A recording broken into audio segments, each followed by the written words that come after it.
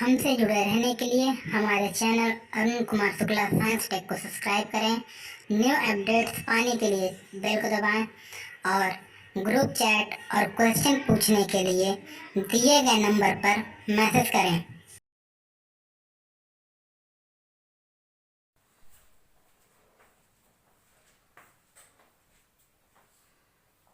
प्यारे बच्चों, आज हम लोग कक्षा 10 के रसायन विज्ञान से संबंधित इकाई 1 रासायनिक पदार्थ प्रकृति एवं व्यवहार से संबंधित पाठ्य वस्तु का अध्ययन करेंगे। इसका जो पहला लेसन है उसका नाम है रासायनिक अभिक्रियाएं एवं समीकरण, केमिकल रिएक्शंस एंड इक्वेशन। बच्चों, पहले हम लोग शुरुआत करते हैं कि प्रकृति में होने वाले परिवर्तन से। अब ये जो प्रकृति में होने वाले परिवर्तन होते हैं बच्चों, बहुत सारे परिवर्तन तुम्हारे आसपास होते रहते हैं। जैसे कागज को कभी जलते हुए देखा होगा, दूध को खट्टा होते हुए देखा होगा, बिजली के बल्ब से प्रकाश उत्पन्न होते हुए देखा होगा, फलों को पकते हुए देखा होगा, लोहे में जंग लगते हुए देखा होगा, जल का वाष्प के रूप में परिवर्तित होते हुए भी देखा होगा। तो ये सब जो प्रक्रियाएं हैं ये सभी एक ही प्रकार की नहीं होती। इन्हें हम दो वर्गों में विभाजित करते हैं। पहला, भौतिक परिवर्तन,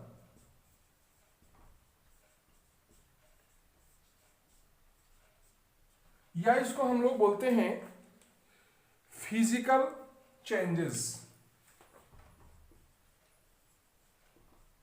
फिजिकल चेंजेस। और दूसरी जो होती है उसको बोलते हैं हम लोग रासायनिक परिवर्तन, या इसको हम लोग कहते हैं केमिकल चेंजेस। तो बच्चों, अब हम लोग बात करें कि फिजिकल चेंजेस है क्या,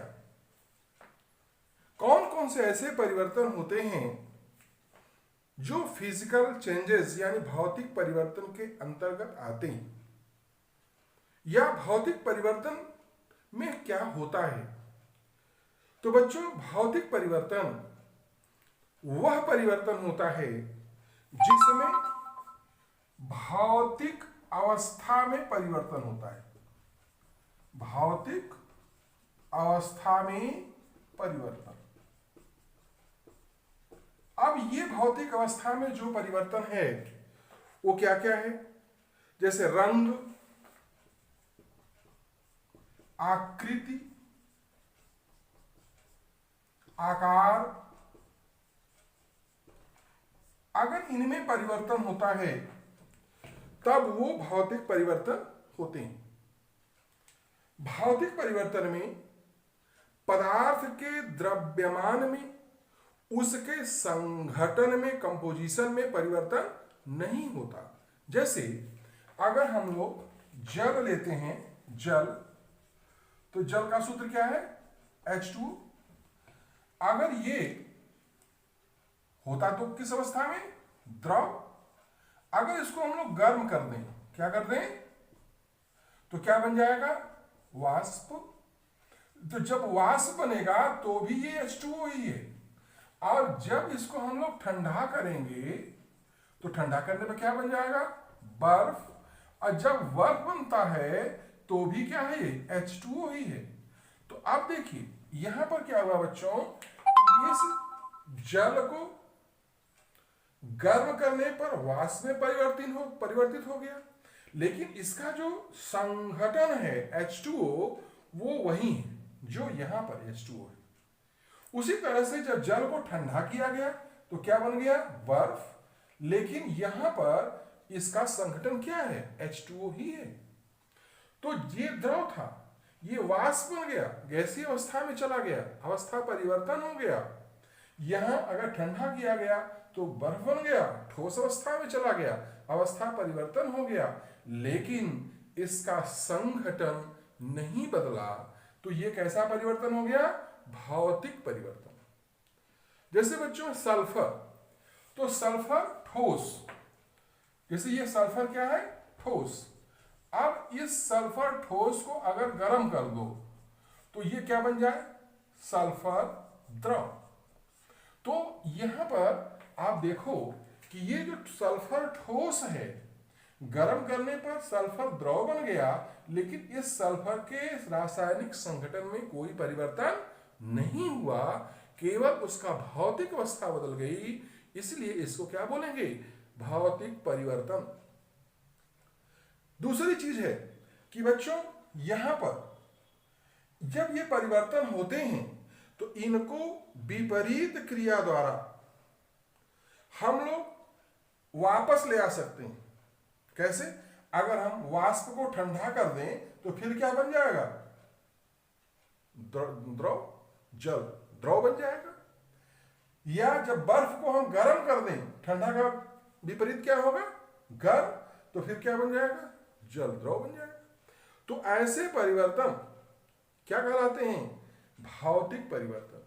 जैसे अब इसके साथ है बिजली के बल्ब का जो जलना है बच्चों, बुझना, पंखे का चलना, नमक का जल में घुलना, ये सभी परिवर्तन भौतिक परिवर्तन के अंतर्गत आते हैं। अब हम लोग बात करेंगे रासायनिक परिवर्तन या केमिकल चेंजेस की, कि ये केमिकल चेंजेस क्या होते हैं। अब केमिकल चेंजेस में यह वह परिवर्तन होता है जिनमें पदार्थ के गुणों के साथ साथ उसके संघटन एवं भार में भी परिवर्तन हो जाता है और नए पदार्थ का निर्माण होता है। यहां पर क्या होगा? पदार्थ का क्या बदल जाएगा? संघटन बदल जाएगा, पदार्थ का गुण बदल जाएगा और उसके भार में भी परिवर्तन हो सकता है। तो ऐसा परिवर्तन क्या कहलाएगा? रासायनिक परिवर्तन। और इसमें एक और चीज ध्यान रखने की बात है कि इसमें नए पदार्थ की उत्पत्ति होती है, नया पदार्थ बनता है, और यदि ऐसा परिवर्तन होता है तो उसे हम लोग रासायनिक परिवर्तन कहते हैं। तो रासायनिक परिवर्तन एक और चीज ध्यान, अस्थायी होता है, परमानेंट। लेकिन फिजिकल चेंज क्या होता है? भौतिक परिवर्तन और अस्थायी होता है। अब इसके उदाहरण क्या है? जैसे बच्चों रासायनिक परिवर्तन का उदाहरण है लोहे में जंग का लगना, लोहे में जंग लगना। अब ये रासायनिक परिवर्तन है। जैसे बच्चों देखा होगा कि लोहा है, लोहा सभी लोगों ने देखा होगा। तो जब इसको हम लोग छोड़ देते हैं हवा में और उसके ऊपर नमी आ जाती है तो उस पर जंग लगता है। तो जंग को किसी ने देखा है? किस रंग का होता है? लाल भूरे रंग का जंग होता है। और एक चीज और कभी देखिए कि जब बच्चों लोहे में जंग लगता है तो रंग बदल गया, उसका भार बढ़ जाता है। जंग लगे हुए लोहे का भार शुद्ध लोहे के भार से अधिक होता है, तो वो भार भी बढ़ गया, यानी संघटन बदल गया।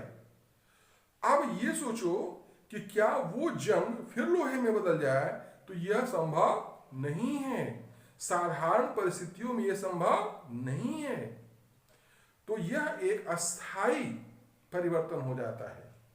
जैसे अब ये लोहा है, तो लोहा अगर जंग लग गया तो ये क्या बन गया? आयरन का ऑक्साइड बन जाता है,